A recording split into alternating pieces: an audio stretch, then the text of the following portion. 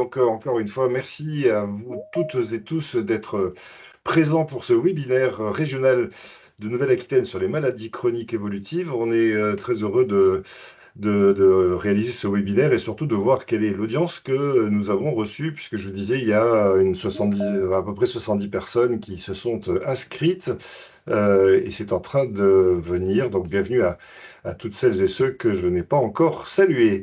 Alors, pour ce webinaire, donc déjà le titre dit quelque chose. On ne va pas parler du cancer, enfin bref, d'un certain nombre de pathologies, des troubles musculo-squelettiques, mais on va essayer d'être plus général. Il y aura d'autres séquences sur lesquelles on fera des zooms plus particuliers sur telle ou telle maladie chronique. Et on va essayer de parcourir un peu pour comprendre que derrière les maladies chroniques, c'est moins les maladies que leurs impacts qui posent problème et voir quels sont les modes de compensation. Alors, on a l'immense chance d'avoir, mais vous le connaissez déjà, je suppose les uns les autres, et on l'avait déjà fait intervenir, Florian Mir, qui est coordinateur, conseiller technique, ergonome, et qui, du coup, coordonne En visio. également les appuis spécifiques en Nouvelle-Aquitaine. Voilà. Non. Et j'invite celles et ceux qui auraient encore leur micro à l'éteindre pour que nous puissions avoir une audition fluide. Alors, le menu du jour pour ce webinaire, eh bien, on va commencer par essayer de mieux comprendre ce que recouvrent ces maladies chroniques et donc, du coup, essayer de poser un peu le décor. Peut-être, on va le faire aussi en mode interactif avec quelques quiz. Et puis ensuite, on va essayer de comprendre, comme je vous le disais, quels sont leurs impacts. On est évidemment dans le cadre du Handipact et du FIP, donc ça sera en contexte emploi-formation. Et puis ensuite, on va, à partir notamment du témoignage, des illustrations que Florian Mir pourra nous donner, essayer de comprendre quelles sont les formes de compensation avant d'aller faire un tour du côté des acteurs et des ressources mobilisables. Si ça vous va, je vous propose que l'on démarre. Alors peut-être la première question, qu'est-ce qu'une maladie chronique? De quoi parle-t-on exactement? On va essayer de répondre dans ce chapitre à ces questions. Alors avant toute chose, on peut, je pense, être conscient des représentations, peut-être même des croyances que nous pouvons avoir lorsqu'on parle de handicap. On oublie souvent les maladies chroniques et c'est important parce que elles font partie, notamment ces maladies chroniques, souvent des handicaps invisibles. Alors, commençons par un petit test et comme ça, on va rapidement rentrer dans le vif du sujet. Alors, première question, c'est vrai, on ne peut pas guérir d'une maladie chronique, vrai ou faux? Est-ce qu'on peut guérir ou est-ce qu'on ne peut pas guérir d'une maladie chronique? Alors, je vous propose de répondre sur le chat et ça nous donnera comme ça un peu la température de ce que vous pensez sur les maladies chroniques, bien que probablement beaucoup d'entre vous soient déjà des spécialistes. Donc le chat, c'est ce qu'on appelle la conversation. Il vous suffit de pouvoir taper oui, non, ou peut-être un commentaire si vous avez envie de le faire sur la question, par définition, on ne peut pas guérir d'une maladie chronique. Alors, merci pour les premières réponses. On peut stabiliser, c'est faux. Alors certains disent on peut guérir d'une maladie chronique ou pas. Je ne sais pas si c'est faux. C'est oui, c'est faux, c'est-à-dire on ne peut pas guérir. Bon, vous êtes a priori assez nombreux et donc vous connaissez déjà le sujet visiblement, puisque vous avez raison. Certaines personnes peuvent connaître des phases de rémission prolongée, ce que vous disiez quand vous parliez de régulation. C'est-à-dire avoir des périodes pendant lesquelles il n'y a pas de signe de maladie et cela pendant un laps de temps plus ou moins important.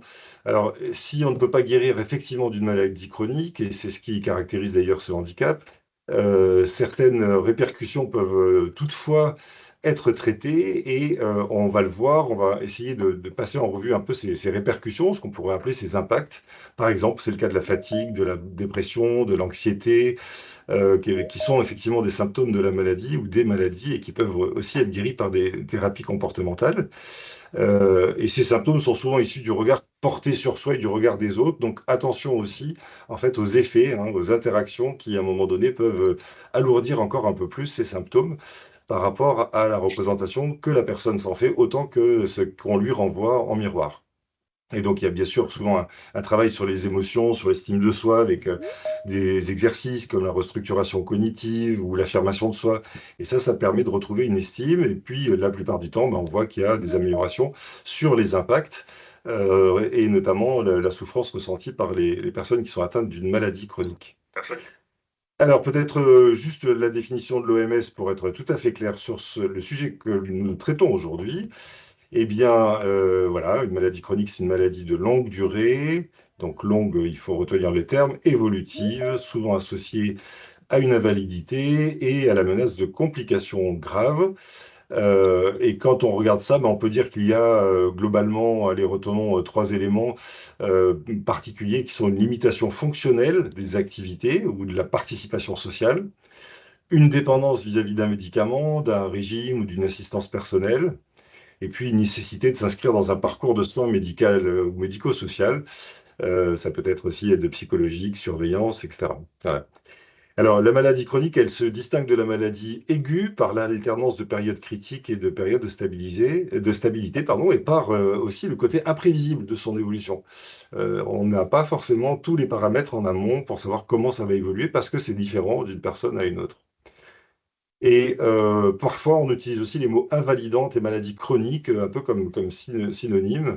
Donc voilà, si de temps en temps on parle d'invalidante, vous retenez que on dit à peu près la même chose. Bon, alors ça a été reconnu, ces maladies, comme un handicap relativement récemment, puisque c'est depuis la loi du 11 février 2005. Et ça recouvre évidemment un ensemble de situations très diverses. J'en ai dit deux mots tout à l'heure, mais on ne va pas les énumérer tous, on les reverra tout à l'heure. Mais voilà, entre le diabète, la sclérose en plaques, des troubles musculo-squelettiques, etc., le cancer, on a évidemment un large panel. Et donc évidemment, quand on parle de la maladie chronique, on a déjà tout faux, puisqu'il s'agit de plein de maladies différentes, mais qui peuvent avoir des impacts qui parfois sont ressemblants. Voilà. Dans les définitions, on a plusieurs définitions qui sont données. On vous a montré celle de l'OMS. Il y a aussi la définition qui est donnée par le Haut Conseil de la santé publique, l'Europe aussi avec le Comité européen de la santé. Donc on voit bien que c'est complexe, hein, et difficile souvent à appréhender. Et si on ne devait retenir qu'un élément de définition, une notion, ce serait avant tout que cela dure dans le temps, même s'il y a des formes de rémission. Voilà. Et puis, au-delà des considérations juridiques, administratives, médico-sociales, ça constitue souvent pour les personnes qui en sont atteintes une vraie épreuve, une véritable épreuve qui vient bouleverser souvent la confiance en soi, que ce soit dans le corps d'ailleurs, en ses capacités et aussi psychologiques, et puis les équilibres antérieurs qui ont été construits dans les différents domaines de la vie sociale sont souvent un peu altérés ou en tout cas remis en cause. Et évidemment, comme nous sommes sur un webinaire qui s'adresse à des employeurs publics, eh bien ça joue sur l'emploi et plus largement sur sa manière de vivre et se projeter dans l'avenir. Voilà, alors que dire d'autre sur les maladies chroniques? Peut-être que souvent ça suscite l'incompréhension de l'entourage personnel ou professionnel, mais globalement pour les mêmes raisons que quand on parle de handicap invisible, parce qu'en fait on ne sait pas ce qui se cache derrière. Puis en plus de ça, c'est pas aussi une maladie dont les impacts sont toujours les mêmes, comme on l'a dit tout à l'heure. Donc il y a une non-permanence de la plupart de ces symptômes et puis beaucoup d'imprévisibilité. Et voilà, et on se souvient que 80% des maladies chroniques sont invisibles et que vraiment ça se caractérise en fait, hein, par des périodes de crise et de périodes où les manifestations sont plus faibles. Voilà, bon, l'histoire des maladies chroniques, elle est assez récente. Il y a eu pas mal de progrès scientifiques qui ont permis aussi de transformer ces maladies avec des pronostics qui, à l'époque, étaient très défavorables à court terme. Et c'est aussi pour ça que les maladies chroniques se sont installées progressivement. Et il y a de plus en plus de personnes qui vivent avec ces maladies. Ça peut générer des répercussions à plus ou moins long terme dans la vie quotidienne, professionnelle, mais ça peut être aussi avec une intensité différente selon les uns les autres. Et donc, du coup, eh bien, on parle de quelque chose qui est assez large. Et ça mérite quand même, malgré tout, de faire tomber certaines idées reçues et aussi, bien sûr, d'être vigilant sur la manière d'aménager un cadre professionnel. On va voir tout à l'heure notamment les impacts en termes d'organisation que cela suppose. Alors, peut-être qu'on peut maintenant passer on va dire, à un espèce de sondage rapide sur le chat qui serait quel exemple, au-delà de celle que j'ai citée, de maladie chronique vous connaissez. Et ça, voilà, ça vous dira quelque chose, ça nous dira quelque chose sur ce que vous avez repéré sur ces maladies chroniques. Alors allez-y, je me branche sur le chat. Euh, donc voilà, asthme, polyarthrite, endométriose, diabète. Ok, maladie de Verneuil. Donc on voit qu'il y a parfois des appellations extrêmement précises, variées, médicales, et que la liste est en train de s'allonger. Maladie de Meunière, maladie de Crohn, sclérose, ça a été dit. Ok, super. Alors peut-être un petit quiz pour continuer. Alors selon vous, quelle est la proportion de salariés atteints de maladies chroniques? Quoiqu'il me semble que j'ai peut-être un peu déjà anticipé la réponse. Je vous laisse également répondre. Un dixième, un sixième, un quart.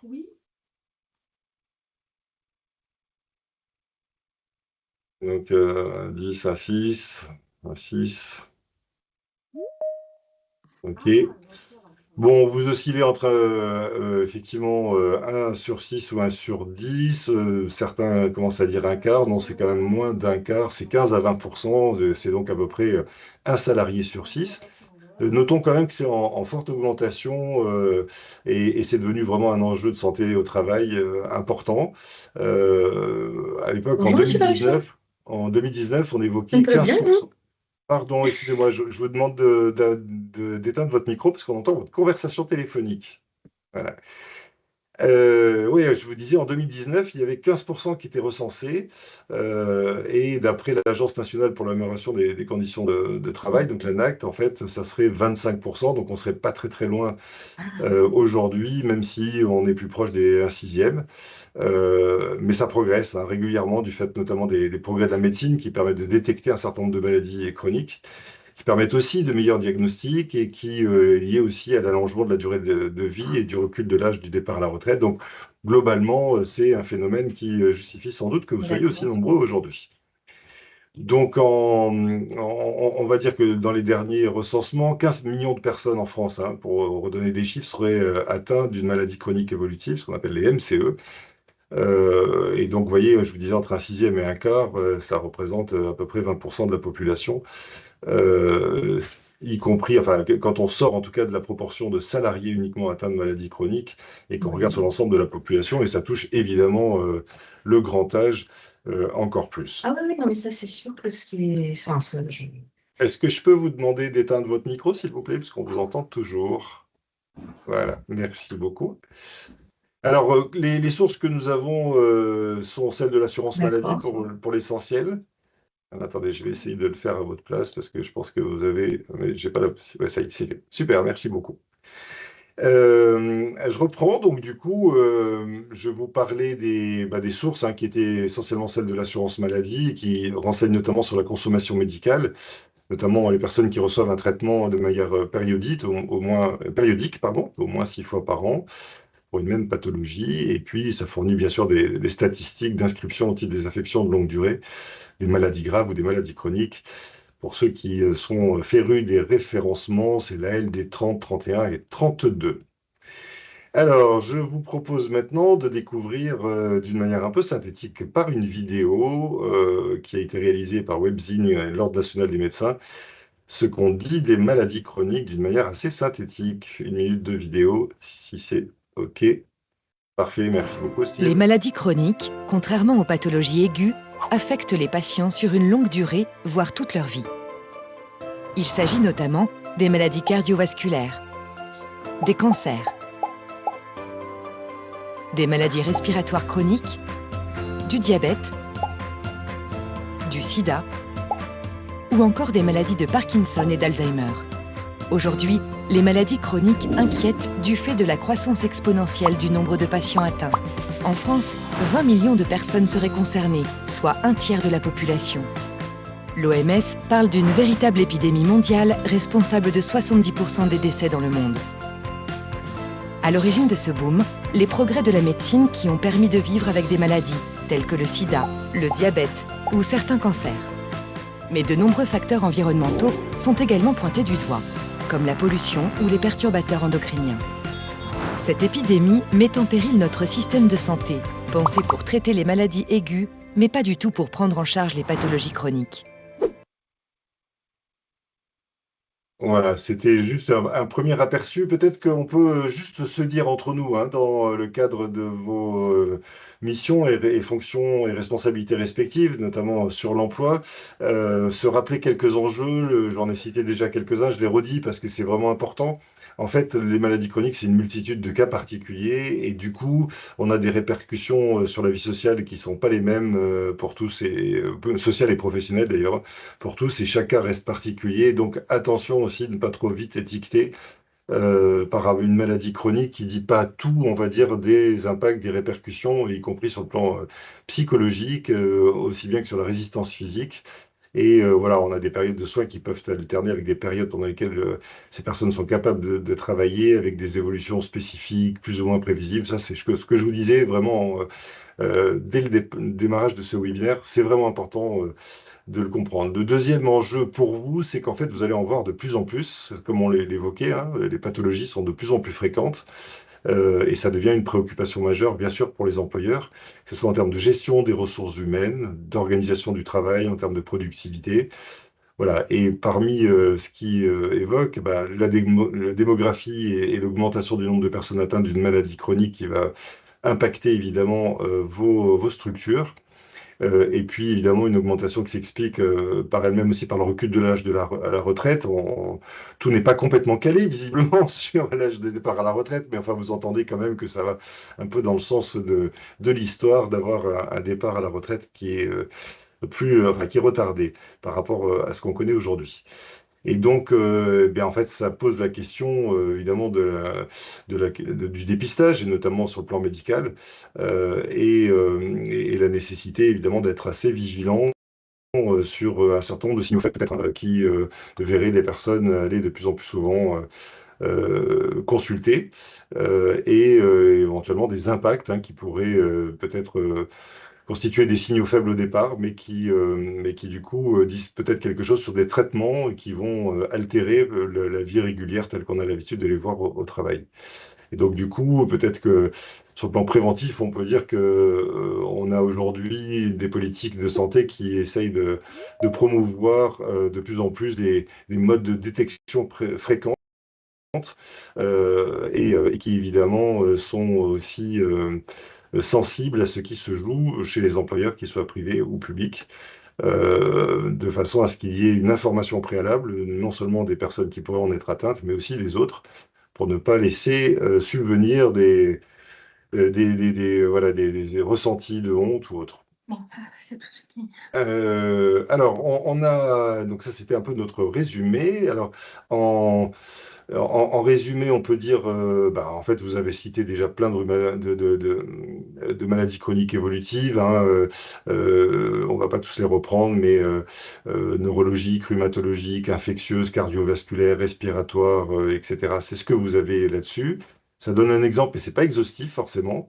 Et les maladies chroniques peuvent aussi être considérées par la sécurité sociale comme des affections de longue durée, ce qu'on appelle les ALD. Vous avez évidemment toutes les informations sur le site amélie.fr qui vous donneront notamment peut-être des précisions. Donc sur la prise en charge, celle-ci peut notamment conduire à une exonération du ticket modérateur. C'est-à-dire ce qu'on appelle le ticket modérateur, c'est le reste à charge une fois que l'assurance maladie a remboursé sa part. Et c'est répertorié, enfin aujourd'hui, sont répertoriées 30 affections dont la gravité ou le caractère chronique nécessite un traitement prolongé et généralement très coûteux. Voilà. Et puis à cela, à cette liste des 30 qu'on retrouve dans ALD 30, s'ajoutent les maladies dites hors liste, pour lesquelles il n'y a pas de ticket modérateur, et c'est ce qu'on a dans la nomenclature ALD 31. Voilà, peut-être juste quelques éléments, même si le cancer n'est pas au sens strict une maladie chronique évolutive, il entre en fait quand même dans cette catégorie, du fait que les traitements ont des impacts qui sont similaires à ceux de la maladie chronique sur la vie quotidienne et professionnelle. Le VIH, le sida, donc, fait aussi partie des maladies chroniques évolutives, avec cette différence qu'en France, grâce au traitement, de plus en plus de personnes vivent et travaillent sans conséquences majeures sur leur emploi. On y retrouve les troubles musculo-squelettiques, qui sont des maladies qui touchent les muscles, hein, comme vous le savez, mais aussi les tendons, les nerfs. Ces maladies s'expriment par la douleur, mais aussi par de la raideur, de la maladresse, une perte de force. Et voilà, quelle que soit finalement leur localisation, ces troubles musculo-squelettiques peuvent devenir irréversibles et entraîner un handicap durable. Et d'ailleurs, ces troubles musculo-squelettiques sont de loin les maladies professionnelles reconnues les plus fréquentes dans les établissements. Je pense notamment aux établissements hospitaliers, mais enfin, on va dire à tout métier pour lequel des ports de charge réguliers, lourds et fréquents sont le lot du quotidien de ces personnes. Évidemment, ces maladies, elles sont la combinaison de multiples causes, hein. On a parlé de port de charge, mais il peut y avoir aussi la question du climat social, hein. On peut avoir le cou complètement bloqué, tordu, parce qu'au bout d'un moment, comme disent les psychologues, on a ras-le-bol ou ras-le-cou, plein le dos, et donc du coup, ça peut renforcer aussi ce qui pourrait être au début une névralgie cervico-brachiale et qui va petit à petit évoluer vers, on va dire, un trouble musculo-squelettique plus important. Ça peut être une hernie ou autre. Voilà, et si on veut éviter qu'elle devienne chronique, évidemment, il faut qu'elle soit diagnostiquée le plus rapidement possible. Si on revient juste sur quelques chiffres, on a dit un salarié sur 6, voire un salarié sur 5. Notons quand même que pour près de la moitié des personnes, donc plus de 50%, à peu près 50%, ces maladies, elles surviennent alors qu'elles sont actives. Donc du coup, c'est quelque chose qui peut apparaître, on va dire, quand ces personnes sont agents chez vous. Et on dit aussi que l'âge moyen auquel est diagnostiqué, par exemple, la sclérose en plaques, c'est 31 ans. Hein, et la maladie, elle concerne 1200 nouvelles personnes chaque année. Voilà. Mais c'est rien en proportion, même si évidemment c'est une maladie extrêmement compliquée par rapport au cancer, puisque ça concerne environ 100 000 personnes en âge de travailler aujourd'hui. Voilà. Autre chiffre, si 35% des salariés atteints d'une maladie chronique continuent de travailler, on a 30% des personnes qui ont suspendu leur activité professionnelle dans les 2 ans suivant le diagnostic de leur maladie. Voilà, tout ça, c'est le ministère de la Santé qui nous le dit. Alors, qui est concerné par ces maladies chroniques? D'abord, on est tous concernés, hein, 15 à 20 millions de personnes en France, c'est ce qu'on disait tout à l'heure, un salarié sur 6. En fait, les maladies sont beaucoup plus nombreuses. On a évoqué les progrès scientifiques qui permettent de mieux les identifier, mais aussi de transformer certaines maladies avec des pronostics au départ défavorables en maladies chroniques qui rendent possible une vie professionnelle. Et puis, on a parlé de l'allongement. Et puis, quelques chiffres. Pour près de la moitié des personnes, la maladie survient alors qu'elles sont actives. Ça, c'est en résumé. Voilà. On constate malgré tout un recul de l'âge auquel surviennent les maladies chroniques handicapantes et d'autre part l'amélioration de leur prise en charge. Parce que, voilà, ça c'est une étude qui avait été montée par la direction de la recherche des études, de l'évaluation et des statistiques. Parce qu'il y a une amélioration justement de cette prise en charge, mais malgré tout, de plus en plus de personnes sont ou seront impactées par les maladies, justement du fait du vieillissement de la population qu'on évoquait. Et donc ça s'accompagne évidemment d'une forte augmentation du nombre de personnes qui sont atteintes de maladies chroniques que vous retrouvez dans vos institutions. Alors, les facteurs de risque, merci Steve. En fait, globalement, de très nombreux, mais pour n'en citer que quelques-uns, le tabagisme en fait partie, la consommation excessive d'alcool, des tensions artérielles élevées, ce qu'on appelle l'hypertension, de l'inactivité physique, des formes de sédentarité également, qui n'est pas forcément l'absence d'activité physique, hein. Il y a des effets distincts. Un comportement sédentaire, c'est caractérisé dans les définitions par au moins 6 heures par jour de temps d'éveil passé à réaliser des activités de faible dépense énergétique. Ça se calcule, hein, par rapport à une norme. Et bon, voilà, on peut imaginer que toutes les postes sédentaires, assis, etc., en fait, sont plus exposés que d'autres à certaines maladies chroniques, probablement des troubles musculo-squelettiques, mais pas que. On dit notamment que la répétition de durée prolongée qui est supérieure à 2 heures, de temps passé assis sans se lever, est particulièrement délétère. Donc, vous comprenez qu'effectivement, ceux qui ont des postes plutôt tertiaires au bureau, etc., sont susceptibles de pouvoir être touchés un jour, et d'où la nécessité d'être aussi en prévention sur l'identification de ce qui pourrait causer des stations trop longues assises et peut-être des recommandations sur le fait de pouvoir se lever rapidement, de changer son regard de son écran, bouger, etc. Voilà. Alors après, on a également des taux élevés de cholestérol qui sont aussi on va dire enfin pas des signaux, mais des causes plus exactement, de ces maladies chroniques. On peut avoir le surpoids, l'obésité. On a également les régimes, les alimentations qui ne sont pas forcément très saines, et puis bien sûr le taux élevé de glucose dans le sang, puisqu'on a évoqué tout à l'heure ces différentes maladies. Alors, remarquons quand même, et c'était notre troisième point sur cette présentation, ce topo un peu initial, on parle de disparité sociale. En fait, on s'aperçoit que l'incidence de ces maladies chroniques varie d'une manière assez considérable selon les caractéristiques sociales. En 2016, par exemple, ça date un peu, mais le risque d'être atteint par une des grandes catégories de maladies chroniques, à l'exception notable bien sûr du cancer, est bien plus élevé chez les personnes les plus modestes que celles qui sont plus aisées. Et pourquoi ça existe, ces disparités? Ben parce que les conditions de vie et de travail, en fait, jouent sur le fait de pouvoir avoir une maladie chronique, comme l'accès aux soins, tout ce qui est la littératie en santé, donc la motivation, les compétences des individus, accéder à comprendre, à évaluer, à utiliser l'information pour prendre soin d'eux et à les consulter, tout ça, ça rentre en ligne de compte.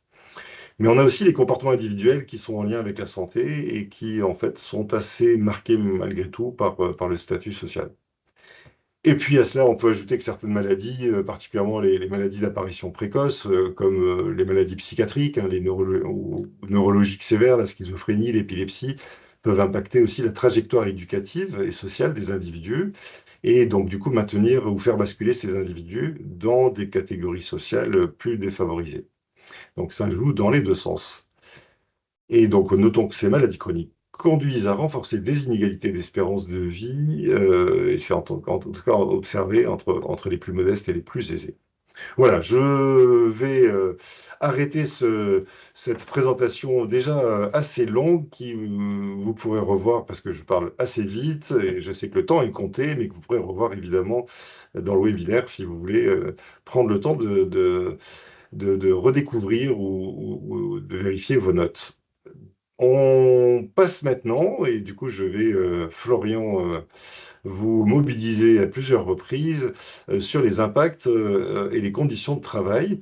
Et donc merci encore une fois à vous pour ceux qui viennent d'arriver. Florian est chef du service. Alors, je ne sais pas si vous êtes toujours chef du service par intérim du Oui, oui. SIRM, ouais, c'est ça, ouais. Qui est la structure on va dire de coordination des appuis spécifiques au sein du GIHP Aquitaine. Et vous êtes coordinateur et conseiller technique, ergonome, et vous intervenez notamment sur les appuis spécifiques assez régulièrement, même si le SAIM, eux, n'est pas forcément uniquement les appuis spécifiques. Alors voilà, peut-être deux mots là-dessus. Oui, voilà, alors nous, on a répondu au marché, de la GFIP et donc du FIPHFP sur les appuis spécifiques. On porte, les typologies d'handicap moteur et visuel, donc on intervient sur l'appui spécifique. Mais le service emploi de façon générale, est ce que vous appelez le SAIME, va intervenir aussi, sur des sensibilisations, avec un service qui s'appelle Formagip. On peut intervenir aussi, auprès d'entreprises qui auraient des accords et qui ne peuvent pas, utiliser les appuis spécifiques, hein, sur tout ce qui est aménagement, de postes de travail. Toujours pareil sur les topologies, moteurs, et visuelles. Voilà. Ok, super. Alors, je vous propose qu'on rentre tout de suite dans les impacts et les conditions de travail. Alors, on a mis peut-être que ça, je vais vous laisser réagir, Florian, là, sur peut-être qu'il est en manque, peut-être que certains sont plus importants que d'autres. On a mis parmi les répercussions, difficultés d'adaptation, gêne, douleur, fatigue, difficultés de concentration, des troubles digestifs, isolement, dépression, etc. On voit que c'est très varié. Qu'est-ce qu'on peut constater sur le terrain de ce qui nécessite justement peut-être ensuite des modes d'organisation, de compensation par rapport à ces impacts? Alors, ce qui est important donc dans le côté professionnel, c'est que alors déjà on fait pas que du professionnel. Sur les maladies chroniques, évolutives, vous allez avoir des personnes qui vont avoir une problématique de santé et dans cette problématique de santé qui peut évoluer, c'est tout le nom de l'évolution, on va être amené à avoir une photo en fait d'un instant T mais qui ne sera pas une vérité peut-être dans 6 mois, dans 1 an, dans 2 ans. Donc il faut avoir à l'esprit déjà que dès qu'on va aménager un poste de travail pour une personne qui a une maladie chronique évolutive, il est possible que durant son parcours, hein, professionnel, on soit amené à devoir, ré organiser, réorganiser plus ou moins régulièrement. mais comme vous dites, c'est à chacun très individualiste et individualisé par rapport à la problématique qu'il peut avoir. Le premier, comme vous avez dit, il y a la difficulté d'acceptation. Hein. C'est que là, il va se jouer plusieurs choses. Quand on a une problématique de santé, mais au quotidien, hein, peu importe que ce soit une maladie chronique évolutive, un accident, enfin, c'est la notion d'handicap. Il y a des personnes qui, le mot handicap est une contrainte en fait dans leur schéma de vie. Donc c'est des difficultés pour le faire valoir, le faire référencer, devenir bénéficiaire de l'obligation d'emploi auprès de la MDPH. Donc c'est déjà tout un parcours hein, du référent travailleur handicapé de l'entreprise d'amener ces personnes-là à avoir une reconnaissance. Pourquoi je dis ça aussi? Parce que s'il n'y a pas de reconnaissance, vous ne pouvez pas faire appel à un appui spécifique pour un aménagement de poste de travail. Il faut qu'il y ait une reconnaissance de l'handicap. Difficulté d'acceptation aussi parce que va rentrer en compte le schéma familial.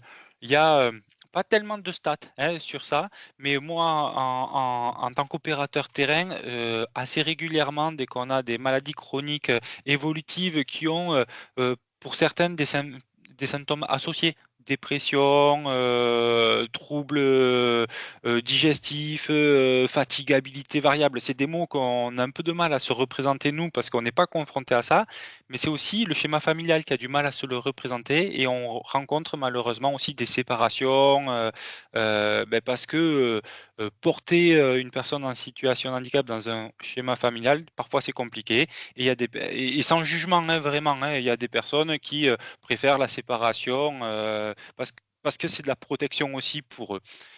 Donc cet aspect-là va entraîner obligatoirement une difficulté aussi dans l'emploi. Hein, c'est tout un schéma psychologique derrière. Vous avez des douleurs, la variabilité des douleurs, le deuxième point qui est assez complexe à comprendre parce que nous, on se représente facilement ce qu'est une douleur du moment où on l'a subie.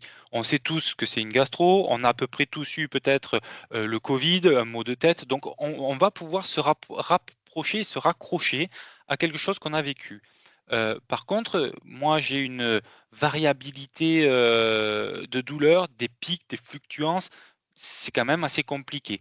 Hein, parce que je ne le vis pas au quotidien. Donc ça veut dire quoi? Ça veut dire que toutes les heures, ça veut dire que c'est toutes les 2 heures. Et nous, on aime bien mettre des croix dans des carrés. Hein, c'est vraiment, on aime bien. Et là, ça marche pas. C'est le problème, c'est que ça marche pas. Donc on peut avoir des gens le matin qui vont arriver en étant en pleine forme, vont perdre de l'énergie. Hein, du fait de leur pathologie, donc comme nous, mais plus fortement et le soir, vont être, très, très fatigués. Sauf que quand on se sépare, après notre activité professionnelle, on v un peu les loin des yeux, loin du cœur, hein. C'est-à-dire que moi, je ne vais pas penser comme vous aujourd'hui, quand on se regarde, là, dans le webinaire, quand on va fermer, ce webinaire-là, vous allez pas penser à ce que je vais faire derrière. Beh, c'est pareil dans le monde du travail. Quand on a terminé notre activité professionnelle, on rentre chez nous. Moi, je pense pas à ce que va faire mon collègue qui a sa maladie chronique évolutive. Peut-être qu'il va aller chercher des enfants, peut-être qu'il va aller faire des courses, peut-être qu'il a d'autres choses à faire et qui vont lui prendre aussi de l'énergie. Le soir, il va dormir. Est-ce qu'il va bien dormir? Est-ce qu'il va mal dormir? On ne sait pas, c'est variable. Et le lendemain, il va redémarrer sa journée. Peut-être que le lendemain, il va redémarrer une journée en étant très fatigué. Peut-être qu'il va la démarrer en étant moins fatigué. Peut-être qu'il va reprendre un pic de forme en matinée et le reperdre dans l'après-midi. Et c'est tout ça, cette variabilité de fatigue et qui demande une organisation un peu au quotidien. Ça demande une adaptation quand même du manager régulière. Hein. On peut avoir après bon, tout ce qui est difficulté de concentration, de mémorisation, qui sont ou liées à la pathologie ou liées aux médicaments. Hein. On peut avoir ces effets-là. Après, tout trouble digestif, des pathologies. Vous avez, dans le chat, tout à l'heure, j'ai vu qu'il y avait la maladie de Crohn qui était remontée. Voilà, c'est des effets, en fait, c'est des douleurs qui vont se passer. Hein, et ces douleurs-là, ben, il y a des gestions à avoir. Et ne pas se restreindre à poser des questions qui, des fois, peuvent gêner. Est-ce que vous avez besoin d'accéder rapidement aux toilettes? Voilà, on se dit: «C'est la partie un peu intime, les toilettes, j'y vais pas».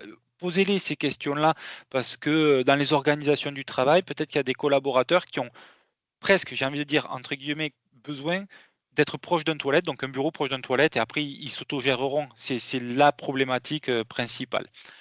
Comme on disait tout à l'heure dans les difficultés d'acceptation, vous avez l'isolement, mais l'isolement il peut être familial et il peut être professionnel. Et après tout ce qui va être symptômes associés, hein, une fibromyalgie, j'ai vu dans le chat passer aussi fibromyalgie, on sait, et pas tous, attention, il y a des personnes qui peuvent avoir des symptômes associés de dépression.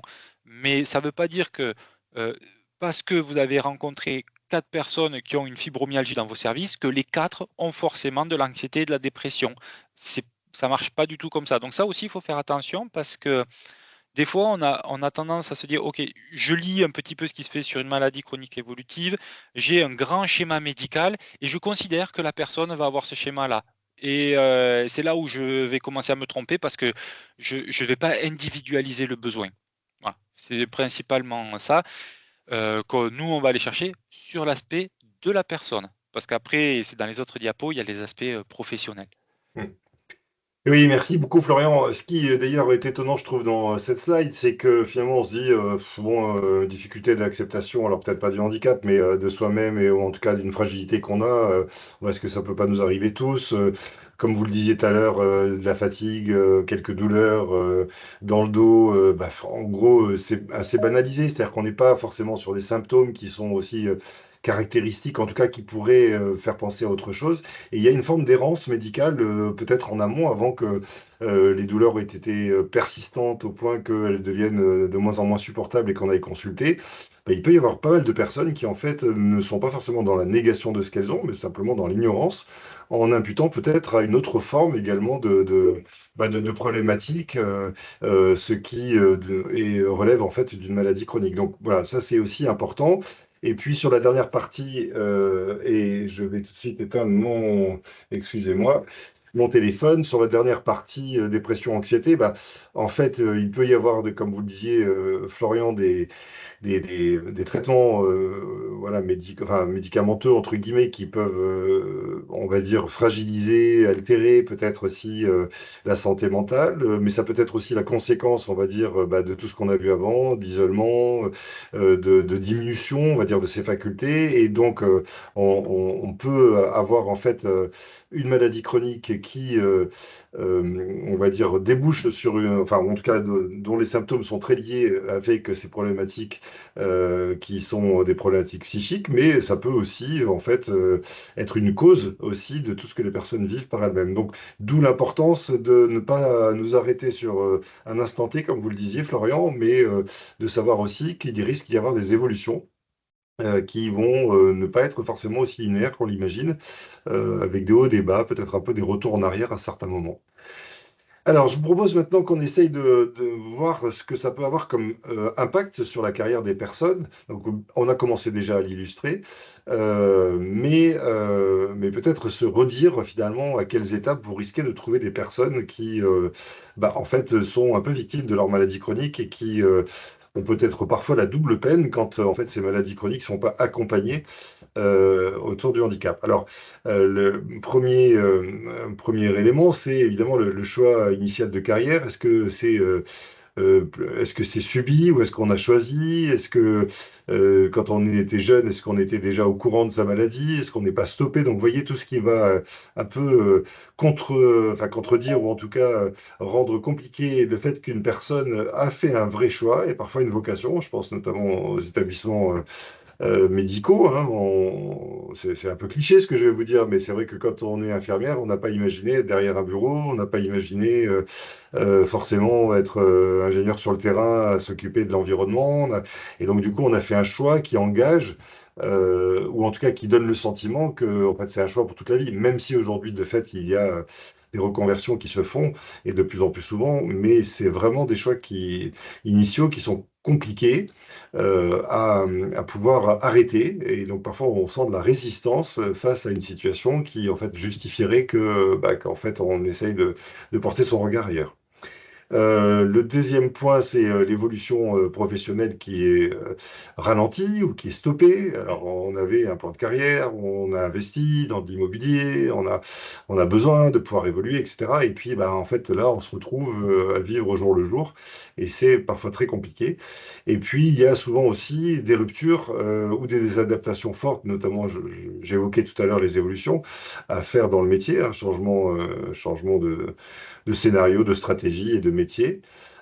Et puis, il y a aussi, bah, chez ces personnes qui vivent, bah, souvent des périodes. Alors, quand on est rentré dans la fonction publique au début, oui, mais des personnes qui peuvent arriver chez vous un peu plus tard, qu'elles aient ou pas passé par le biais des concours, bah, en fait, on va retrouver des gens qui auront des parenthèses, on va dire, dans leur vie professionnelle, et parce qu'elles auront dû passer plus de temps à se traiter à ce moment-là. Voilà. Donc on voit bien que, alors ça dépend évidemment des maladies chroniques, mais on voit bien qu'il y a quand même pas mal d'impact sur la vie professionnelle qui fait qu'un certain nombre de personnes se retrouvent en difficulté. Quand on regarde les chiffres, alors ils datent un peu, 2018, bah, on dit 5 ans après un diagnostic par exemple de cancer, on a une personne sur 8 qui ne travaille plus, enfin qui ne travaille pas au moment où le diagnostic est fait. 5 ans après, on a une personne sur 4 qui ne travaille pas, donc 26% ont vu leurs revenus baisser, 49% souffrent d'une fatigue cliniquement significative. Voilà, donc c'est évidemment des impacts relativement importants. Steve, je ne sais pas si tu es toujours là, mais je pense qu'on pourrait lancer maintenant un petit film sur le cancer, même si on a dit qu'on ne ferait pas de zoom, pour comprendre ce qu'il en est, notamment sur les impacts. Merci. Je m'appelle Catherine, j'ai 56 ans. En 2015, on m'a diagnostiqué un cancer des ovaires. Je travaille à la Poste depuis 20 ans et je suis facteur qualité. Quand j'ai appris que j'avais un cancer, j'évoluais au niveau de ma situation professionnelle. Et malheureusement, la maladie m'a rattrapée. Ce cancer, au fil des années, est devenu chronique. Et donc, c'est compliqué. Il y a des récidives et des moments où on va bien, où on peut reprendre le travail. Et c'est un peu en dents de scie. Le plus difficile à gérer, ce sont les traitements avec les effets secondaires. Quand je reprends le travail, ben, je me sens très bien. C'est une vie qui est normale. Ça me rassure d'être comme avant et surtout de pouvoir continuer ainsi. Ça veut dire que les traitements fonctionnent et qu'on est capable de retravailler malgré un cancer chronique. Il faut garder en tête que ces traitements évoluent et s'améliorent. Grâce à ça, les chimiothérapies deviennent de moins en moins compliquées à gérer. Pour pouvoir continuer à travailler malgré les problèmes de santé, mon médecin de conseil m'a d'abord mis en invalidité première catégorie, suivie d'une reconnaissance de travailleur handicapé. Puis, suite à plusieurs récidives, mon état de santé s'est légèrement dégradé. J'ai revu mon médecin de conseil qui m'a accordé une invalidité deuxième catégorie avec un temps beaucoup plus réduit pour mon travail. Et c'est très très important pour moi, ne serait-ce que d'être une demi-journée au travail, le fait de revoir ses collègues, d'avoir une activité professionnelle, et ben, on revit complètement. En tout cas, la maladie prend moins de place dans la vie de tous les jours. Pour moi, la maladie, c'est un combat, une expérience, une parenthèse douloureuse. Il n'y a qu'une façon de s'en sortir, c'est d'avoir des projets, autant professionnels que personnels. Alors, il doit y avoir un micro qui est encore activé et qu'on entend. Donc voilà, je vous invite à le vérifier. En fait, on va essayer de comprendre quelles sont les répercussions pour l'employeur, parce que évidemment, si on a, et c'est votre mission, la plupart d'entre vous, d'accompagner justement ces handicaps pour le maintenir en emploi ou éventuellement accueillir des personnes qui pourraient avoir des maladies chroniques évolutives comme type de handicap, bah, évidemment, ça a des répercussions qui sont importantes et c'est pas forcément évident. Nos organisations sont pas nécessairement complètement adaptées à ça. Alors, on a essayé d'identifier quelques répercussions pour l'employeur. Peut-être, Florian, avez-vous envie de réagir sur ces six peut-être principaux facteurs que ça peut avoir et est-ce que ça suscite, par exemple, comme illustration, comme difficulté pour dire, bah oui, mais moi, je ne sais pas comment faire autrement. Oui, merci. Ben, comme on vient de le voir dans le film, en fait, il y a un double enjeu. Il y a une personne qui est dans son entièreté, sa problématique de santé, mais qui dit c'est important pour moi de travailler aussi, de revoir mes collègues, ce lien social. Et de l'autre côté, il y a un manager qui va essayer de maintenir cette personne. Alors, de ne pas confondre, hein, on l'a vu, mais l'invalidité et l'incapacité, mais on va essayer de la maintenir mais dans sa réalité aussi d'emploi.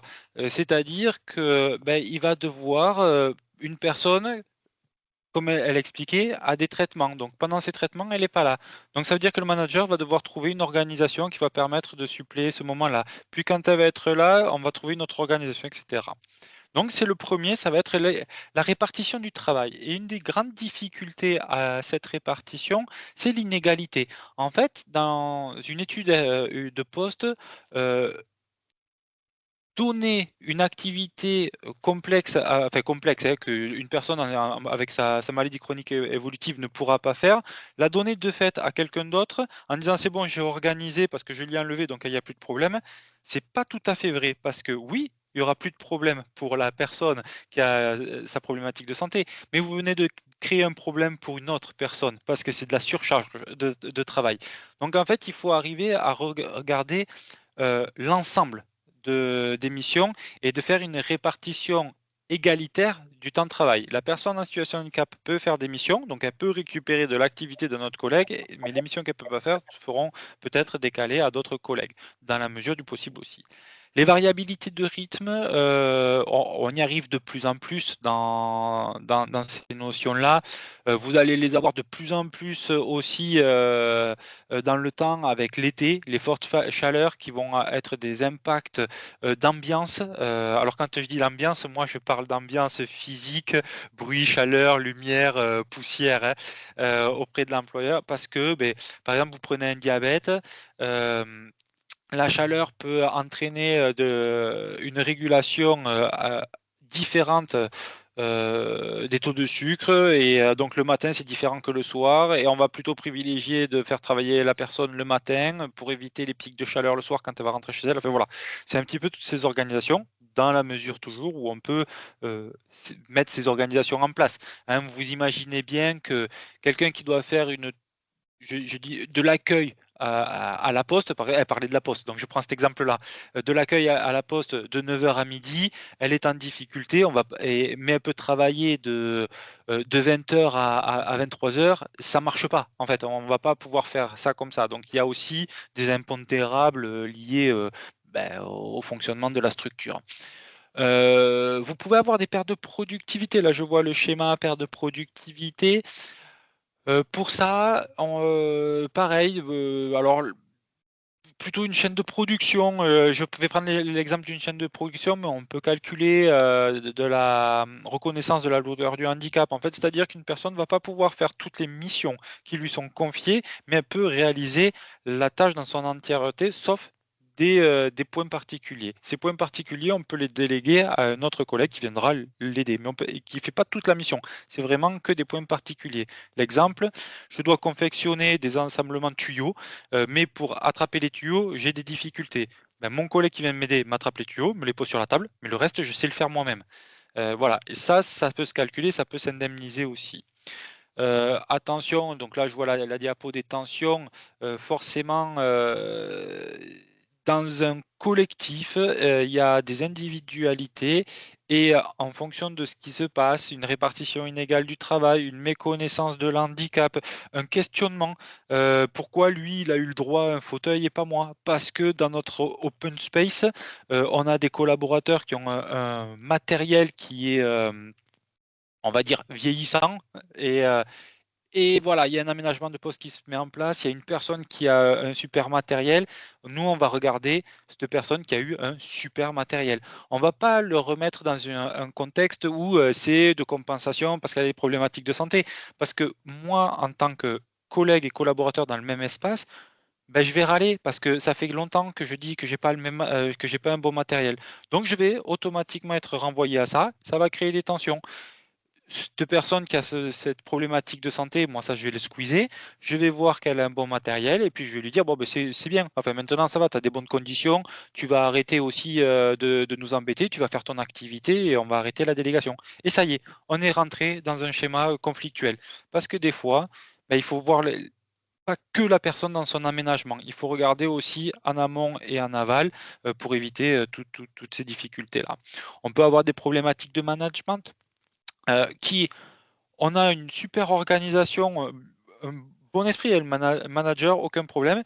Et puis, la personne qui a sa maladie chronique évolutive, on va parler d'un cancer, un traitement, et ce traitement l'impacte un peu plus, de plus en plus, alors, comme on a pu voir dans la vidéo. Et dans cet impact-là, ça vient toucher un petit peu la sphère cognitive et la mémorisation et la concentration. Et nous, dans le management, on avait l'habitude, parce qu'avant, cette personne, elle tiltait bien, il n'y avait aucun problème, donc on passait les consignes à l'oral. Et plus ça avance, et plus, quand moi je continue à lui envoyer les consignes à l'oral, parce qu'on a toujours eu cette dynamique, il n'y a jamais eu de problème. Et là, j'ai de plus en plus de ratés.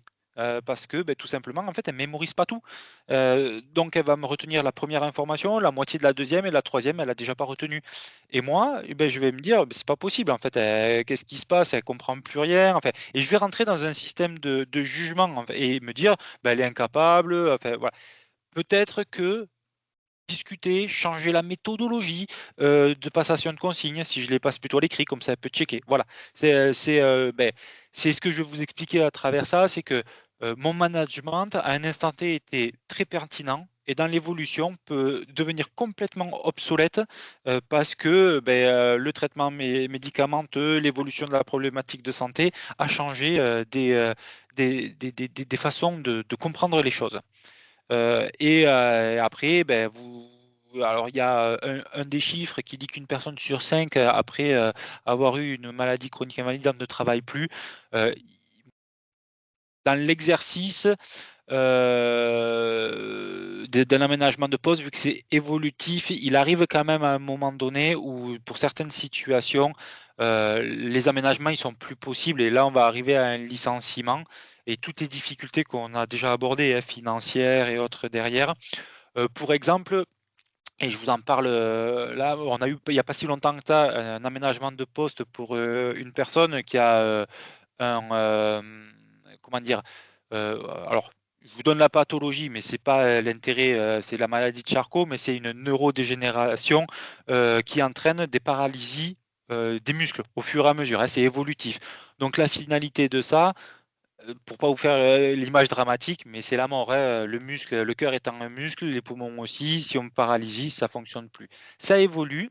Et nous, quand on est intervenu, donc il y avait un aménagement de poste bureautique, hein, au départ, un fauteuil, un maintien, on compense.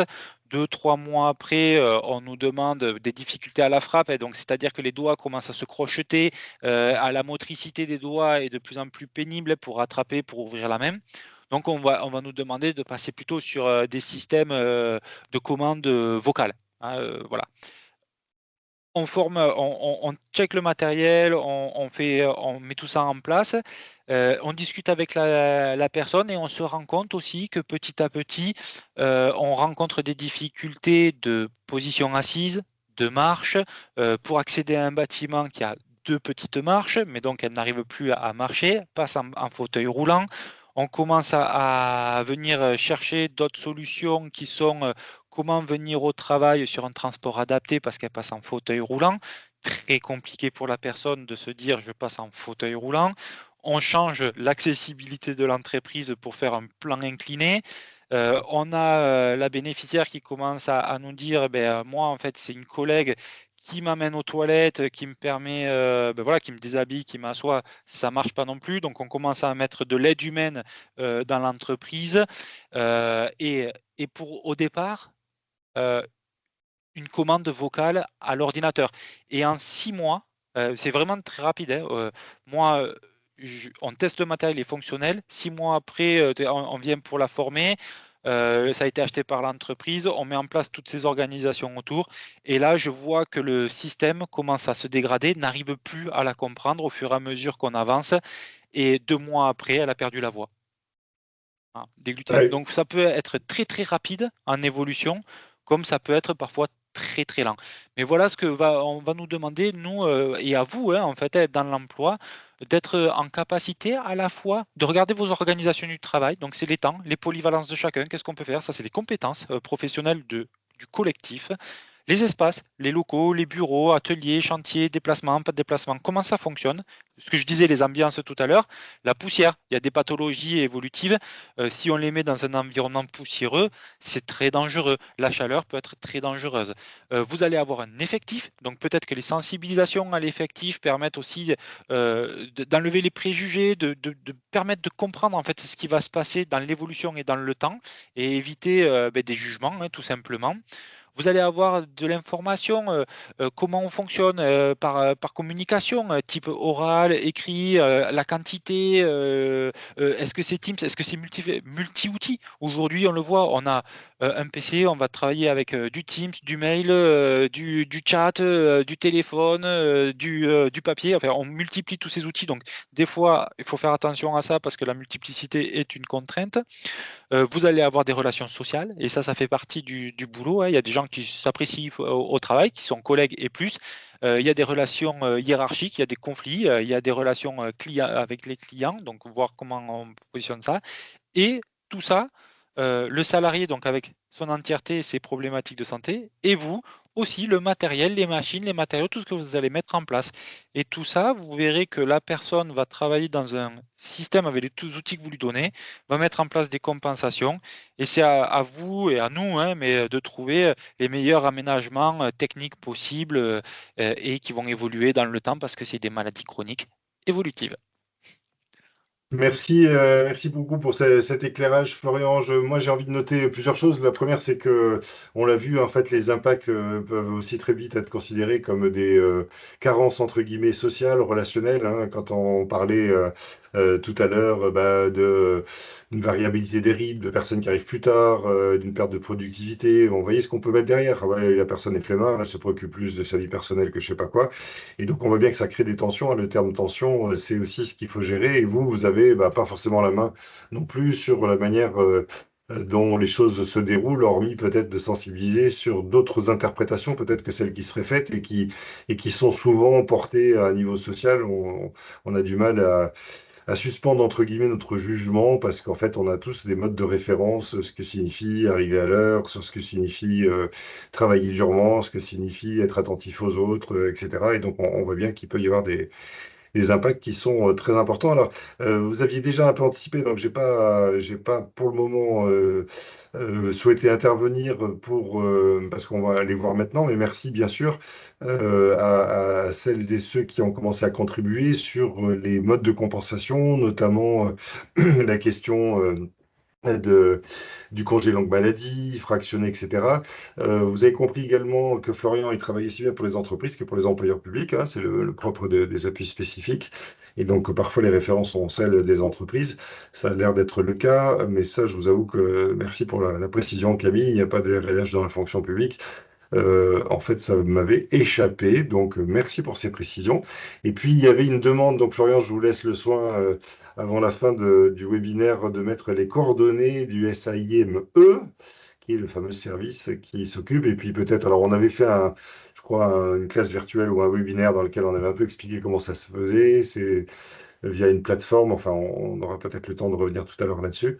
Mais s'il y avait déjà des coordonnées ou un contact ou peut-être la plateforme simplement mise en œuvre par la GFIP, ça pourrait être intéressant de le dire. Alors, je vous propose, puisque la slide maintenant est devant nous depuis un petit moment, de nous arrêter quelques instants et un peu plus sur les aménagements et les compensations. Et on a essayé de montrer qu'il pouvait y avoir en fait plusieurs formes d'aménagement. On a dans les propos introductifs au début enfin, pas introductifs, mais en tout cas dans ce chapitre de Florian, vu qu'il y avait eu tout un travail qui avait été fait sur le plan technique. Et donc, on essaye de trouver les modes de compensation. Et puis, en fait, de technique, ça va sur différents axes. Alors, peut-être quelques illustrations sur des modes de compensation qui toucheraient, enfin, et qui seraient sans doute nécessaires de faire évoluer, comme vous l'avez évoqué, au-delà de l'exemple que vous avez donné, Florian, sur des compensations humaines, financières, techniques, sachant que humaines, il y a déjà eu une préconisation, entre guillemets, qui nous a été faite. Je retrouve ça dans l'aide, enfin les auxiliaires qui ne font pas à la place, mais qui sont là pour accompagner. Alors peut-être la question, c'est voilà, Oui. qu'est-ce qu'on peut imaginer comme forme de compensation humaine, financière, technique de votre point de vue et que vous mettez en œuvre et évidemment organisationnelle par la suite.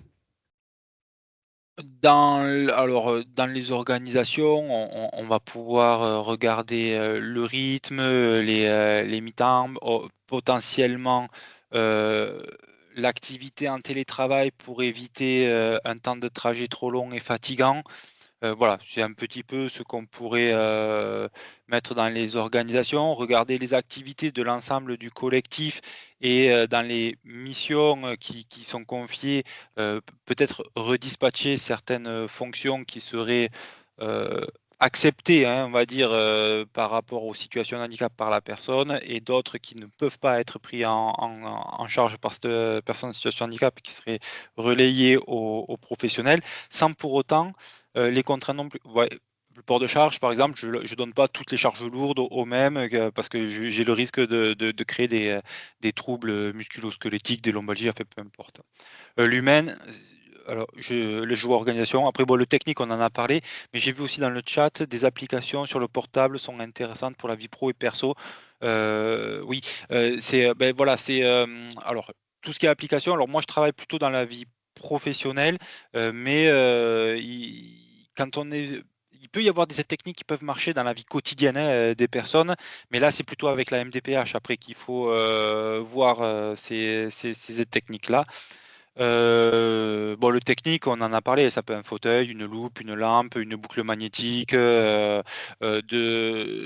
l'aide à la décision ou à la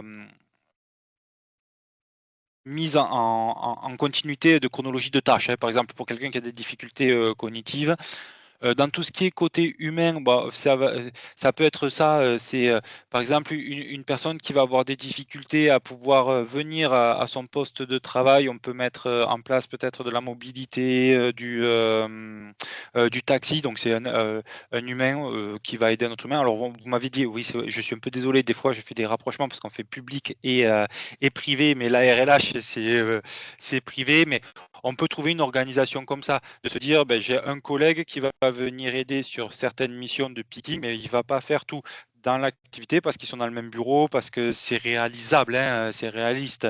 Moi, j'ai voilà, une auxiliaire de vie qui venait aider sur un temps donné. Donc, on mélange un petit peu la vie perso et la vie pro. Elle vient aider parce qu'il y a un apprentissage des selles, admettons, du maintien, enfin, du fonctionnement digestif. Et dans ce système-là, ben, il y a une personne qui va venir aussi parce qu'il y a un instant T faire ce qu'il y a à faire pour euh, un nom d'application sur portable pour malentendants. Là, alors, dans la technique, une application pour malentendants, il faudrait que je me rapproche là comme ça des plateformes et des opérateurs qui tiennent ce marché-là, parce que moi je tiens pas ce marché. C'est Diapason dans le 33-47 en Nouvelle-Aquitaine, Diapason, qui est le prestataire qui intervient pour les malentendants. Ça peut être intéressant plutôt de les questionner à eux sur ça, parce qu'ils n'auront peut-être pas qu'un outil, ils en auront plusieurs, et ça va dépendre un petit peu de ce qu'on veut chercher comme information sur le portable. Mais là, comme ça, oui, c'est vrai que je ne peux pas répondre. Et financière, le côté financier, c'est que, alors, c'est plutôt presque dans le privé, si je comprends un peu le public. C'est quand on a une perte de productivité. En fait, on a une perte financière et on va essayer de venir compenser cette perte de productivité. C'est pas tout à fait le cas dans le public. Le public, l'agent, on doit le maintenir dans son poste ou du moins dans l'institution. Donc, on va plutôt chercher d'autres postes. C'est le maintien ou le reclassement. Hein, on va plutôt être sur ces systèmes-là dans le monde du public, chercher du reclassement. On Voilà un peut petit pour peu. autant prétendre, quand on est dans le public, avoir une pension d'invalidité qui vient Oui, aussi permettre justement de financer d'autres types d'accompagnement qu'on peut avoir. mais pour la Voilà. personne, là, plutôt. Au titre Oui, de et la dans quel personne. cas, Ouais. effectivement, c'est pour la personne. Et puis, bien sûr, vous avez les aides du FIP qui vont vous aider, mais là, pour le coup, c'est moins, enfin, ça sera plus effectivement en remboursement d'un certain nombre d'aménagements qui seront produits. Peut-être qu'on peut aussi dire en matière d'organisation, c'est l'usage d'un télétravail, et ça se développe de plus en plus, et on sait bien d'ailleurs hein, que quand on a développé de temps en temps des réponses un peu spécifiques pour des personnes en situation de handicap, il s'avère qu'elles sont parfois intéressantes. Alors le télétravail, ça peut isoler aussi. Mais ça peut aussi être la manière d'éviter des déplacements trop répétitifs et fatigants, ne serait-ce que le trajet domicile-lieu de travail. Et puis, il y a aussi à l'intérieur de cette organisation avec le télétravail, peut-être une organisation plus simple des soins, des prises de traitement. Voilà, peut-être qu'on peut rajouter hein, par rapport à ce que vous disiez. Dans l'organisation, il y avait évidemment, mais ça, vous l'avez un peu évoqué tout à l'heure aussi, l'aménagement des horaires, des pauses. Peut-être que de temps en temps, des temps de récupération assez courts mais plus fréquents sont importants. Alors là, il y a de temps en temps aussi des impossibilités, bien sûr, dans certains métiers, comme le travail de nuit, comme voilà, des environnements bruyants, quand il y a des impacts qui sont aussi des impacts auditifs. Bon, voilà. Et puis, il y a évidemment souvent la nécessité de prendre des médicaments à heure fixe qu'il faut aussi intégrer. Donc, c'est vrai que on est obligé de faire alliance, entre guillemets, avec la personne en tant que telle pour voir comment elle a pu trouver des stratégies et puis aller peut-être un peu plus loin dans les questions. Hein. Les questions ouvertes que vous aurez à poser sont autant de chemins que vous allez ouvrir auprès de ces personnes quand elle ne les a pas elles-mêmes déjà ouvertes. Enfin, ouverts, pardon, ces chemins. Voilà, et puis après, Dans il a les, été... Oui, Dans allez-y. l'organisation, je me permets parce que je l'ai eu de temps en temps, il y a des personnes qui ont des tests qui vont se piquer, regarder en fait des taux dans le sang, de sucre ou autre, qui ont stratégiquement tendance à les faire aux toilettes. C'est pas le meilleur endroit pour le faire, donc donner un espace en fait, bureau, infirmerie si on a, enfin, mais pas aux toilettes dans la période dans laquelle ils doivent le faire. Donc vous pouvez avoir des gens qui vont avoir besoin de petites pauses, des gens qui vont avoir besoin de plus grandes pauses entre midi et 2 parce qu'ils vont prendre un médicament qui crée de l'endormissement. Il y a des personnes qui vont avoir besoin de se tester et éviter des environnements, on va dire, à bactéries forts. Voilà, c'est des questions qu'il faut pas avoir peur de poser pour trouver des bonnes organisations. Et dans les compensations, il n'y a pas qu'une compensation. Hein. C'est bien écrit des compensations, donc il peut y avoir de l'organisationnel, du technique, de l'organisationnel, de l'humain, de tout. Voilà, c'est un ensemble qui fait un aménagement. Mhm. Alors, on a mis quelques flèches sur organisationnel parce que probablement c'est l'un des facteurs majeurs et qui n'a pas forcément été autant que ça exploré parce que on réagit encore dans les organisations autour d'une vision de l'objectif qu'on a atteint, d'une répartition, d'une organisation plus ou moins hiérarchique, plus ou moins descendante ou au contraire peut-être participative. Et dans tous les cas de figure, en fait, on voit bien qu'il y a des aménagements, mais ça a été largement évoqué tout à l'heure quand on parlait des impacts pour l'employeur en tant que tel, et notamment pour les services et les managers. Mais on voit bien que là, il y a un enjeu probablement qui est peut-être plus compliqué à gérer que des formes d'aménagement techniques, voire humaines ou financières. On est moins sur catalogue, on est plus sur, on va dire, du juste voilà, adapté en fait à la personne. Et comme on disait que chaque personne est différente, et c'est sans doute plus touchy, mais c'est là où votre valeur ajoutée est la plus importante probablement. Je propose de regarder une petite illustration avec un film. Alors, c'est l'AGFib, donc c'est dans le privé, mais ça dit quelque chose pour une personne qui a une discopathie dégénérative des disques et qui a trouvé des moyens de compensation. Ça peut donner des idées.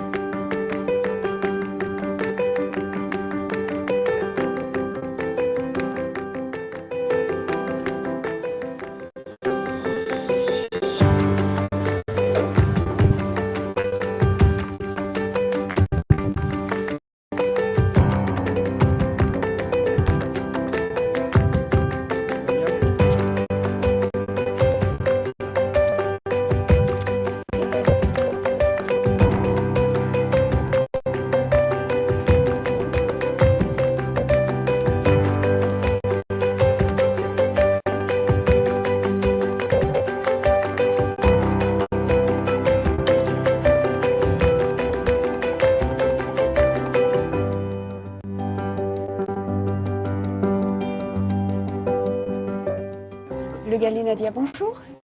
Oui, pour quelle utilisation, madame? Oui, alors dites-moi, monsieur, quelle référence vous cherchez? Vous avez le catalogue, on va aller à la page 6-151.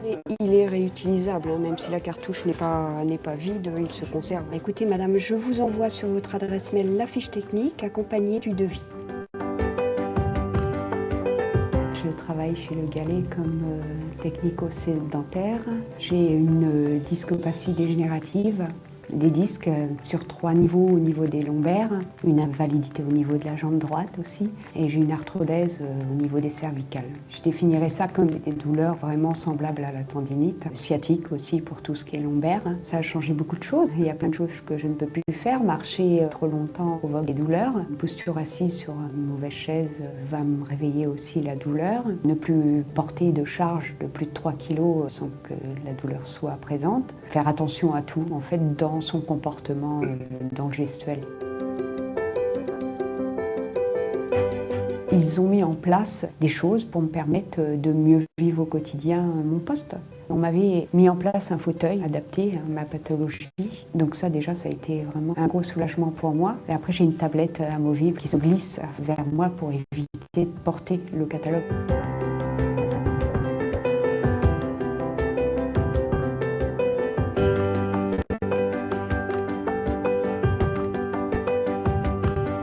Je suis à temps partiel thérapeutique et aujourd'hui je suis arrivée à 28 heures, donc on essaie de trouver le nombre d'heures qui fait que ma douleur n'est pas plus importante. Quand on a l'esprit occupé par quelque chose qu'on aime, on est pris dedans, ça nous fait oublier la douleur. Du coup, ça permet de mieux vivre, d'accepter cette pathologie, tout simplement. Oui, j'ai ma fille qui m'aide beaucoup, qui a aménagé un peu ses activités par rapport à mes besoins. Ça m'embête parce que forcément, je vois qu'elle souffre pour des choses comme conduire ou des choses normales qu'elle faisait avant. Ça me dérange pas de l'aider, ça me fait plaisir. Enfin, ça change pas le regard que j'ai envers elle. Que je l'aime énormément, c'est ma fille. Une grande reconnaissance, quoi. Parce que je pense que beaucoup d'ados réagiraient pas comme ça, quoi. Je veux dire, c'est un âge où ils ont besoin d'indépendance et les copains sont bien souvent prioritaires. Et je le ressens pas du tout comme ça pour Erin, quoi. Donc oui, une très grande reconnaissance et une fierté de ce qu'elle est aussi.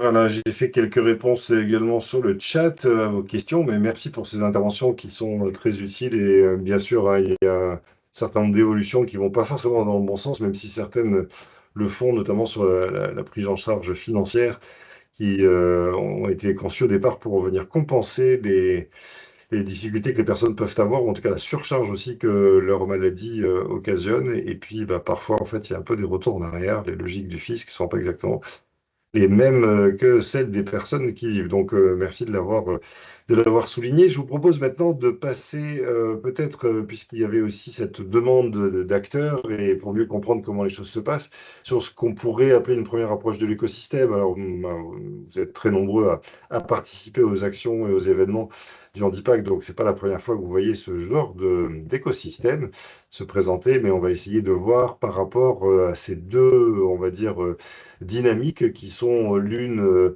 en fait, ce qui pourrait être de la détection en amont. Alors, tu vas un tout petit peu, un peu vite en besogne, dommage, parce que se passe-t-il, mon cher Steve? J'aurais voulu le faire progressivement, mais c'est pas grave, on va le laisser comme ça. Euh, donc on a une première étape qui, on va dire qu'on va appeler la détection. Peut-être ensuite il y a un signalement qui est fait ou la personne elle-même commence à avoir des difficultés. On voit bien qu'à ce moment-là, ce qui constitue des symptômes ou en tout cas des repères qu'on peut avoir de ce qu'on appelle souvent les signaux faibles, ce sont les arrêts de travail, mais pas que. Et puis après, il va y avoir aussi une pré-reprise qui va passer par le médecin du travail. Et cette pré-reprise, elle peut déjà donner un certain nombre d'indications. Là, vous êtes souvent peut-être un peu sollicité, même si ça va surtout arriver après, avant qu'il y ait un état des lieux qui se fasse, et par vous, mais aussi bien sûr sur le plan médical. On parlait de errance médicale tout à l'heure. Voilà, puis après, il va y avoir la reprise. Alors la reprise, elle pose plein d'autres questions. Comment on fait quand la personne a été absente pendant longtemps, que là, les tâches se sont organisées autrement, qu'il faut faire de la place à la personne, et en même temps la stigmatiser, considérer qu'elle n'est qu'un fardeau. Vous voyez bien que ça participe pas à cette ambition partagée voilà, par le législateur qui est de maintenir l'emploi ou de trouver des solutions. Parfois, ça doit passer par des reclassements aussi. Et puis, du coup, il y a la prise en charge, le maintien, etc.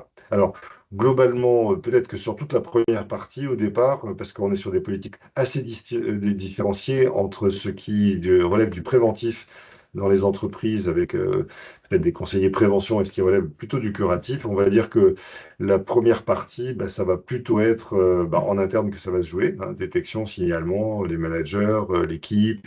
Est-ce que vous avez un réseau d'ambassadeurs, que ce soit sur la prévention, que ce soit sur le handicap? Qu'est-ce que les ressources humaines peuvent faire remonter comme information sur ces fameux signaux faibles qui peuvent être des arrêts répétitifs?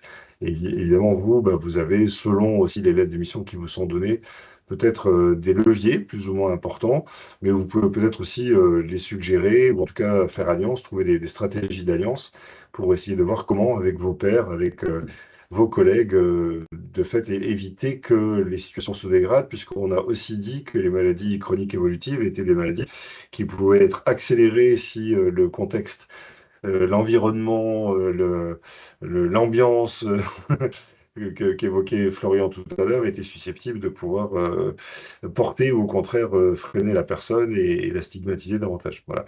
Et puis on voit bien quand on commence à être dans les éléments de pré-reprise d'état des lieux, ceux qui viennent rentrer surtout en premier lieu, ce sont le corps médical, dans les expertises médicales qui sont données par les établissements de soins, par les médecins soignants, par les spécialistes, etc., mais aussi la médecine du travail.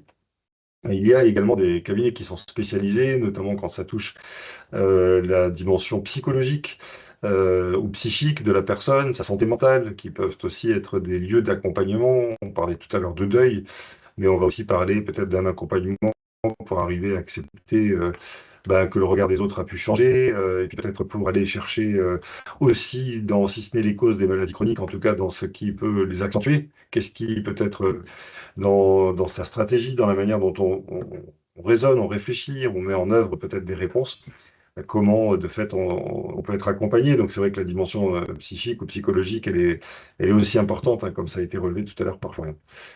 Voilà, et puis après, après ou à peu près en même temps, on a les Cap emploi qui sont évidemment les premiers sur, on va dire, des spécialistes, mais qui sont encore dans un niveau un peu généraliste, et c'est notamment des prescripteurs. Alors, quand on dit Cap emploi, potentiellement, si on est dans des logiques plutôt de recrutement et non de maintien, on a aussi Mission Locale et France Travail, mais globalement Cap emploi pour les logiques de maintien, qui peuvent être effectivement un premier échelon, qui va permettre aussi de poser un cadre presque méthodologique, de diagnostic, de la manière dont on va procéder pour arriver à comprendre ce qui se passe, en complément aussi, on va avoir un rôle de coordination ou d'animation peut-être, même si ils vont certainement pas dire aux médecins du travail ce qu'il faut faire, mais peut-être voilà, de faire corps avec eux pour essayer de trouver des réponses et être un peu les intermédiaires de vous, référents handicap en particulier. pour ceux qui le sont.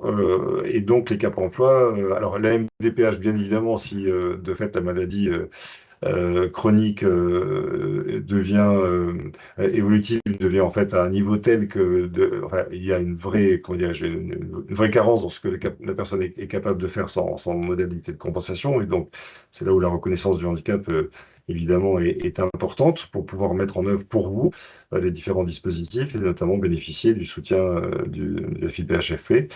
Voilà, il peut y avoir également pour certaines pathologies des ESPO et SRP, hein, ce qu'on appelait avant les centres de préorientation et de rééducation professionnelle, qui ont parfois des spécialités fortes, en tout cas pour les ESPO, pour justement mettre en branle des équipes pluridisciplinaires et qui peuvent avoir une dimension aussi bien on va dire, médicale, sociale, enfin souvent ils réunissent hein, dans des équipes pluridisciplinaires que professionnelles. Et donc ça peut être aussi une aide pour vous si vous avez peut-être dans votre territoire des ESPO qui sont assez orientés sur tel ou tel type de pathologie. Voilà. Et puis les appels les plus spécifiques dont Florian nous a parlé, même si on n'est pas rentré dans le détail de l'offre de service des appuis spécifiques, mais on peut y passer quelques minutes quand même, évidemment, arrive en recommandation, prescription. Alors pour les employeurs conventionnés, ben, vous avez la possibilité de les mobiliser en direct.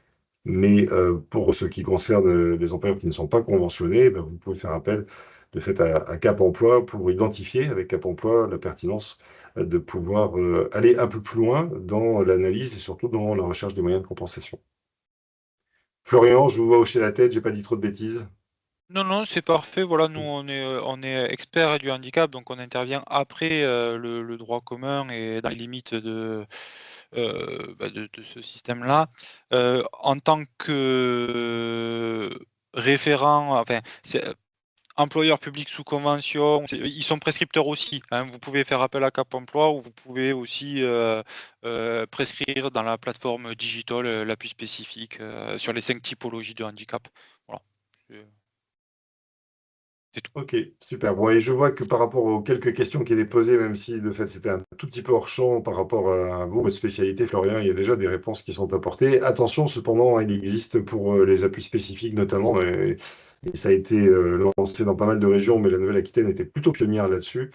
Des plateformes en fait qui veulent éviter justement qu'il y ait une espèce de mainmise de certains producteurs de tel ou tel produit parce que en fait il y a une variété assez importante, y compris d'ailleurs pour les prothèses auditives, mais pas que, de produits qui peuvent s'adapter et donc du coup ce sont des plateformes utiles parce que elles peuvent au départ être des lieux de test dans lesquels on va chercher plusieurs types de produits différents, voilà, de techniques différentes et puis petit à petit les adapter. C'est aussi des plateformes qui sont susceptibles de pouvoir au départ prêter ou mettre en location, en tout cas permettre de tester, y compris en environnement de travail. Donc c'est pas aussi simple que ça en fait de donner une réponse en disant ça marche ou ça marche pas parce que ça dépend pas mal des personnes, que ce soit sur le plan physiologique, que ce soit sur enfin, ou de leur physionomie ou que ce soit évidemment sur le type de pathologie qu'elles peuvent avoir.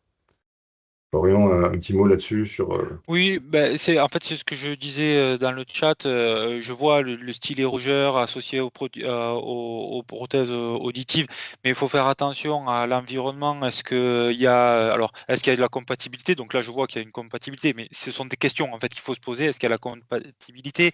Est-ce que la salle elle est grande? Est-ce qu'elle résonne? Est-ce qu'il vaut mieux pas passer par un cloud? Est-ce qu'il vaut mieux pas passer par une boucle magnétique? Enfin, voilà, quel est l'appareillage de la personne? Déjà, lui, en fait, cette personne, qu'est-ce qu'il a techniquement? Parce que tout n'est pas compatible s'il est appareillé.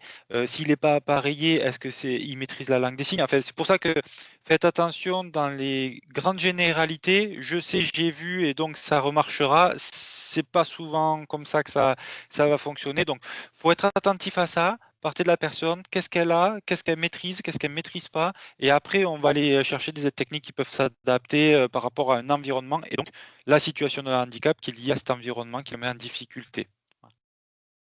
Ok, merci beaucoup Florian. Bon alors évidemment, on a le sentiment de temps en temps de redire des choses qui sont hyper connues. Je suppose que les 2 tiers ou les 3 quarts d'entre vous, vous êtes très familiers à ça, donc on est obligé d'être un peu généraliste. C'était un peu l'idée de ce webinaire qui était de planter un peu le décor et peut-être d'avoir quelques rappels. C'est des temps hein, que nous prenons, des espèces de voilà, de temps d'oxygénation dans lequel on essaye de prendre du recul pour se dire, au-delà de notre manière de fonctionner, est-ce que nos prises de recul et peut-être un certain nombre d'alertes ne permettent pas d'être un peu plus vigilant et du coup d'appréhender tel ou tel aspect.